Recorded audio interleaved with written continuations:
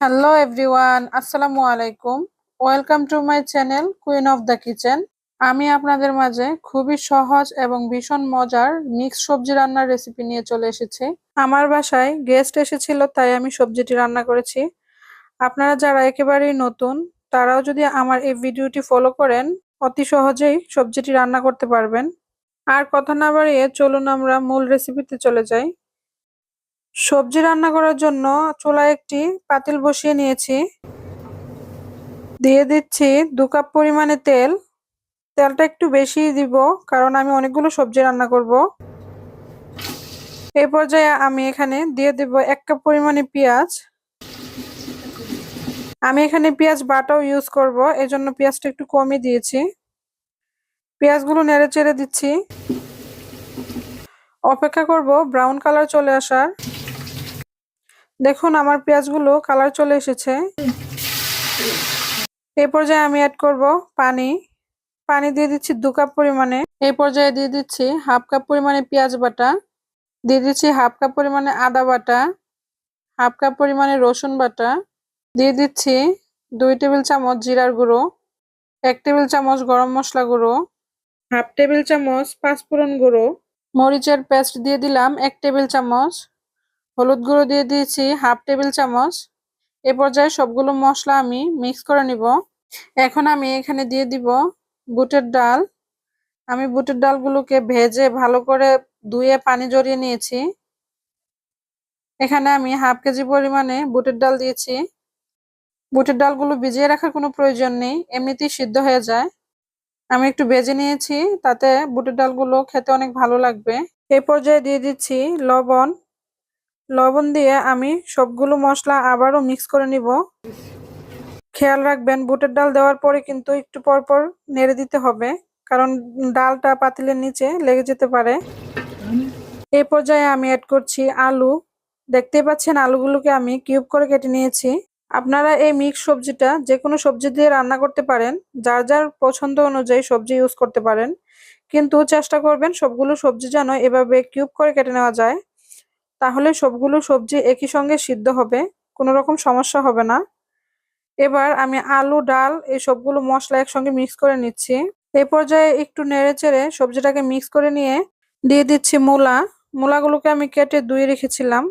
দিয়ে দিলাম বরবটি। আপনারা সবজির পরিমাণটাও যার যার ইচ্ছে মতো দিতে পারেন, কোনোটা কম বেশি হলেও প্রবলেম নাই। দিয়ে দিলাম সিম। দিয়ে দিচ্ছি গাজর। দেখতে পাচ্ছেন আমি সবগুলো সবজি একইভাবে কেটে নিয়েছি। সবজিগুলো দেওয়ার পরে আমি সবগুলো সবজি এবং মশলার গ্রেভিটা ভালো করে মিক্স করে নিব। একটা কাঠির সাহায্যে আমি সবগুলো সবজি একসঙ্গে মিক্স করে নিয়েছি। এখানে ডাল যেহেতু দেওয়া হয়েছে, সবজিটাকে খুবই সাবধানতার সাথে বারবার নেড়েচেড়ে সিদ্ধ করতে হবে। আমি ঢাকনা দিয়েছিলাম মাঝে, আবার উঠিয়ে নিয়ে আবারও মিক্স করে দিচ্ছি। খেয়াল রাখতে হবে সবজিটা যেন তলানিতে না লেগে যায়। আবারও আমি ঢাকনা দিয়ে ঢেকে দিচ্ছি। দেখতে পাচ্ছেন আমার সবজিটাতে ভালো করে বলক চলে এসেছে। আমি কিন্তু এখানে প্রথমে যে 2 কাপ পানি ইউজ করেছি, তারপরে কিন্তু আর কোনো রকম পানি দেইনি। দিয়ে দিচ্ছি এবার মিষ্টি কুমড়ো। এবার দিয়ে দিব ফুলকপি। ফুলকপিগুলোকে আমি আগেই ছোট ছোট করে কেটে নিয়ে কিছুক্ষণ পানিতে, লবণযুক্ত পানিতে ভিজিয়ে রেখেছি। তার ফলে যদি ফুলকপির ভিতরে কোনো পোকা থাকে সেটি বের হয়ে আসবে। আপনারা কিন্তু এই টিপসটি ফলো করতে পারেন, কারণ আমরা জানি ফুলকপির ভিতরে অধিকাংশই পোকা থাকে। এই পর্যায়ে খুব সাবধানতার সাথে এটাকে মিক্স করে নিতে হবে। আমি ভালো করে একটি কাঠির সাহায্যে সবজি সবগুলো উপকরণ মিক্স করছি। এবার ঢাকনা দিয়ে দিলাম কিছুক্ষণের জন্য। এই পর্যায়ে আবারও ঢাকনাটা উঠিয়ে নিব। এর পর্যায়ে আমাদের সবগুলো সবজি প্রায় দেওয়া শেষ। সর্বশেষ দিয়ে দিচ্ছি পেঁপে। পেঁপেগুলোকে মিক্স করে আবারও ঢাকনা দিয়ে দিলাম। আমি কিছুটা পানি অ্যাড করব। এখানে আমি দিয়ে দিচ্ছি 3 কাপ পরিমাণে পানি। পানি দেওয়ার পর আবার সবগুলো উপকরণ একসঙ্গে মিক্স করে নিব।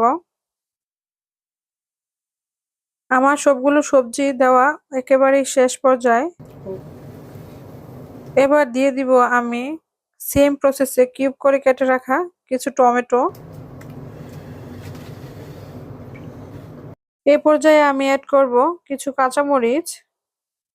আমি আস্ত কাঁচামরিচ ইউজ করেছি 10-15 পিস। কাঁচামরিচগুলো দিয়ে দেওয়ার পর ভালো করে মিক্স করে নিচ্ছি। একটি কাঠির সাহায্যে আলতো হাতে সবগুলো উপকরণ মিক্স করে নিতে হবে। সবগুলো উপকরণ মিক্স করে অপেক্ষা করতে হবে আবারও বলক চলে আসার। ঢাকনা দিয়ে ঢেকে দিচ্ছি কিছুক্ষণের জন্য। দেখুন সবজিটা আবারও টকবগিয়ে ফুটে উঠেছে। এ পর্যায়ে নেড়েচেড়ে মিক্স করে নিচ্ছি এবং শেষ করছি কিছু ধনেপাতা কুচি দিয়ে। মিক্সড সবজি রান্নার ক্ষেত্রে সবগুলো স্টেপ খেয়াল রাখবেন, তাহলে সবজিগুলো সিদ্ধ হবে খুব পারফেক্টলি। এরই মাঝে কথা বলতে বলতে আমার রেসিপিটি সম্পূর্ণভাবে রেডি। এবার সার্ভ করে নিয়েছি। দেখুন আমার সবজির কালারটা কি সুন্দর এসেছে। এটা খেতে দুর্দান্ত। আপনারা একবার হলেও বাসায় এটা ট্রাই করবেন। এটা পরোটা, রুটি কিংবা গরম গরম ভাতের সঙ্গে সার্ভ করলে খুবই ভালো লাগে। আমার বাসায় সবাই এই সবজিটা খুবই পছন্দ করে। আপনারা একবার হলেও বাসায় ট্রাই করবেন এবং কমেন্টে জানাতে ভুলবেন না কেমন হয়েছে। যারা এখনো আমার চ্যানেলটিকে সাবস্ক্রাইব করেননি, সাবস্ক্রাইব করে দিবেন এবং পাশে থাকা বেল আইকনটি অন করে দিবেন। ফেসবুক পেজটিকে ফলো দিয়ে পাশে থাকবেন। ধন্যবাদ সবাইকে।